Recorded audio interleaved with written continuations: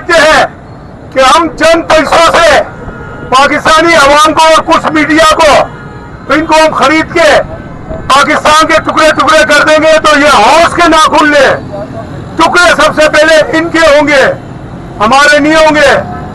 हमारी फौज, हमारी अवाम, हमारी आर्मी, हमारी पुलिस, हमारी एजेंसियां, ये सब एक प्लेटफॉर्म पर हैं और ये सब समझते हैं कि ये कौन हमारे मुल्क में शहादत करा रहा है।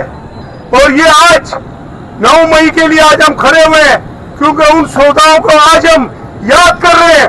उन शोधाओं की वजह से 1965 की जंग और बहुत सारी जंगों में उन्होंने कुर्बानियां दी, तो आज हम यहाँ खड़े हुए हैं। वरना आज क्या समझते आप कि आज अगर ये भारत इस वक्त आपको पता है वो मुसलमानों को वहां जीने नहीं दे रहा है, कश्मीर को हर चीज को उसने अपने काबू किया हुआ है। अगर आज हम आजाद हैं तो हमारे कायदे-ए-आज़म ने हमें एक अलग मुल्क दिया और हमारी आर्मी हमारे साथ है और हम आर्मी के साथ है। हम आज 9 मई की मजम्मत करते हैं। आज पूरा 1 साल हुआ है। इंशाअल्लाह भाई साहब आपसे बात करेंगे।